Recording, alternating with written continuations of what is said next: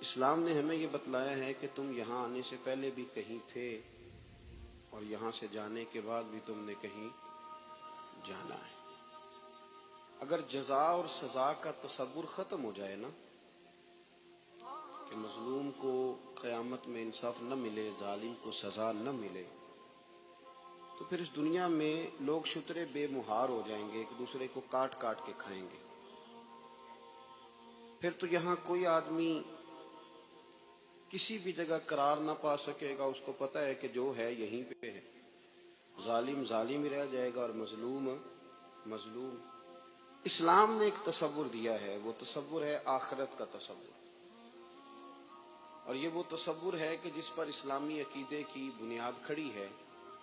کہ تم نے مرنا ہے، پھر تم نے اللہ کی بارگاہ میں حاضر ہونا ہے، پھر تمہارے لیے جزا اور سزا کا فیصلہ ہونا۔ ہمارے ہاں کچھ لوگ یہ سمجھتے ہیں کہ فلانا آدمی جب اپنے ڈرائنگ روم کے اندر تھا تو اس کے پاس بڑی آسانیاں تھیں، جب وہ اپنے کمرے میں تھا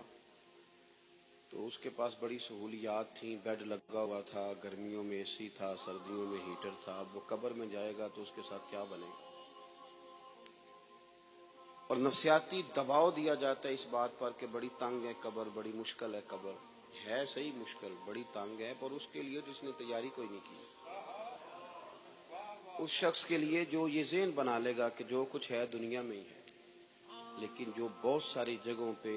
بہت سارے سپیڈ بریکروں کا صرف اس لیے خیال رکھے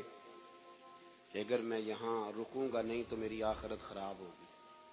اور زندگی میں بہت سارے کھیتوں میں منہ اس لیے نہ مارے کہ یہ میرے نہیں ورنہ قیامت میں مجھے حساب دینا پڑے گا، تو پھر اس کی باغ کھڈا نہیں ہوتی قبر، اس کی قبر گڑھا نہیں ہوتی،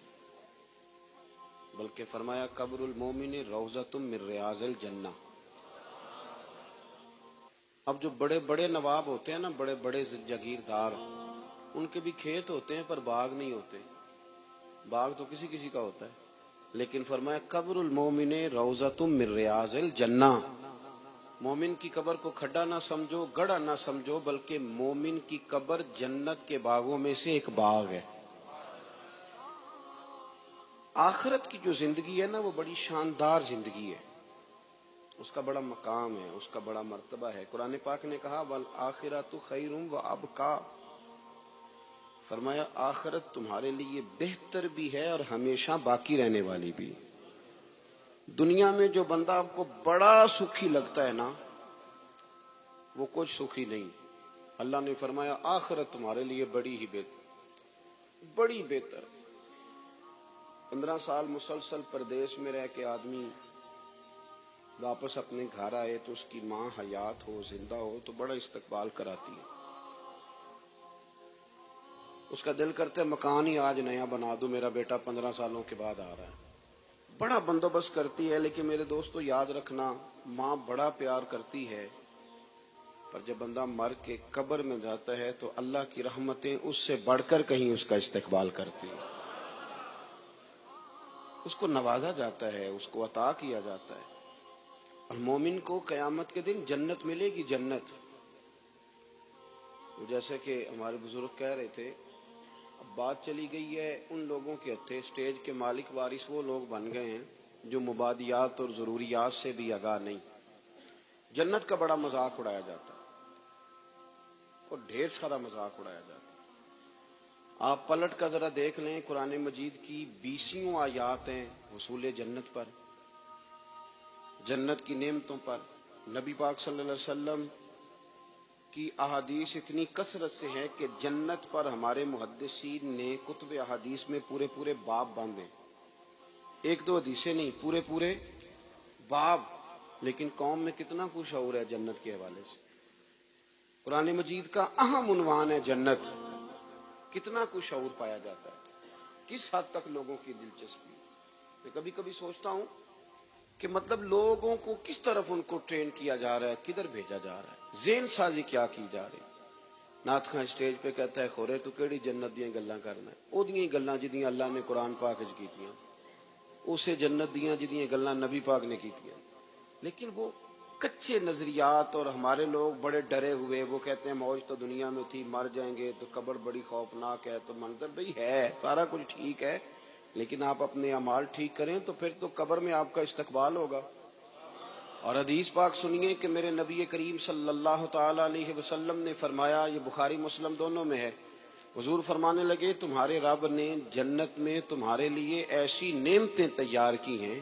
ایسی نعمتیں تیار کی ہیں، نہ کسی آنکھ نے دیکھی، نہ کسی کان نے سنی، نہ تمہارے دل پر کبھی خیال بھی گزرا ہوگا کہ اللہ یہ چیزیں بھی دے گا، یہ والی چیزیں بھی تمہیں دے گا۔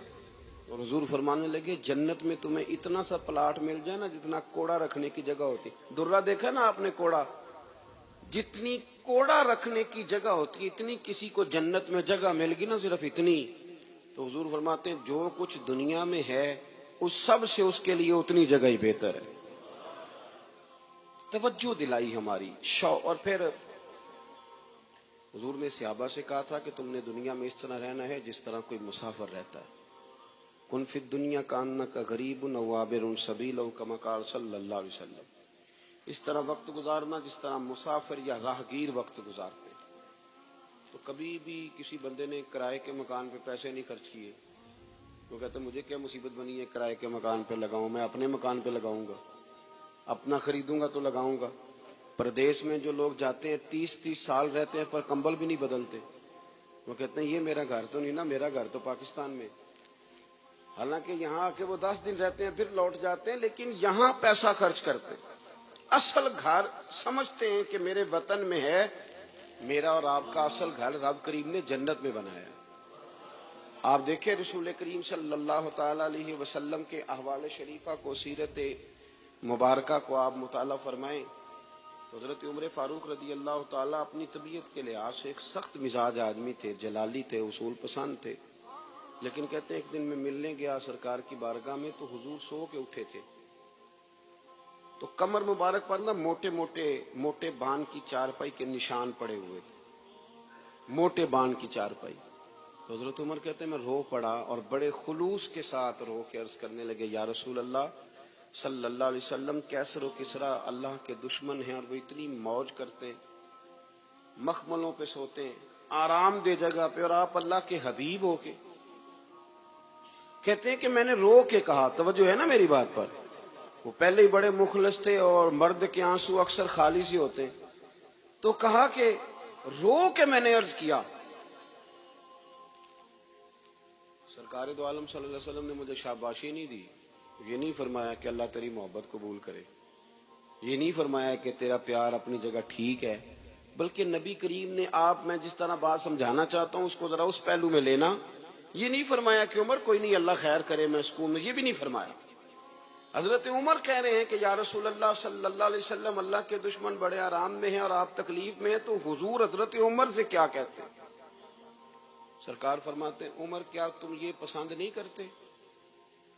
کہ وہ دنیا میں تھوڑی بہت موج کر لیں اور آخرت میں ذلیل ہو جائیں،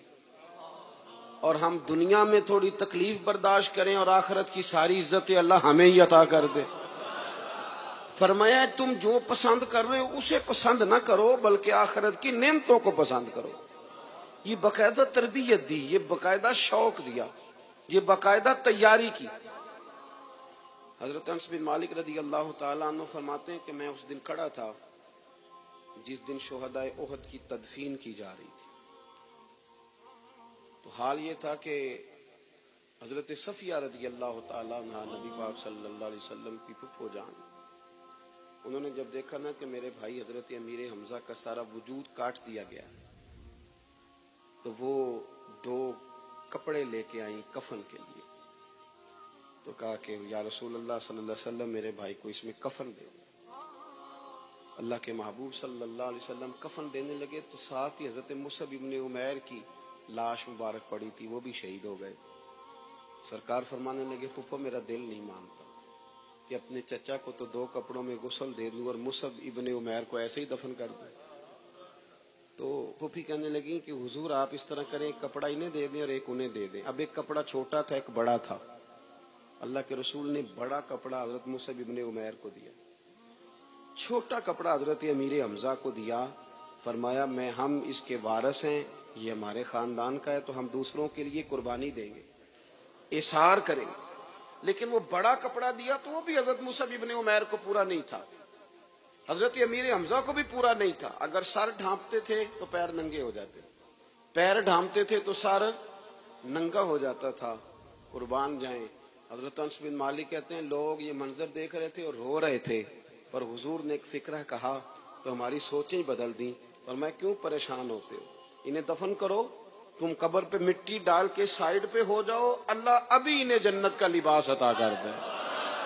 بھی 1 منٹ کی بات ہے، انہیں جنت کا لباس ملے گا، اور شاندار لباس ملے گا، اور اعلیٰ لباس ملے گا، اور وہ ملے گا جو میرا رب اپنے فضل سے عطا فرمائے گا۔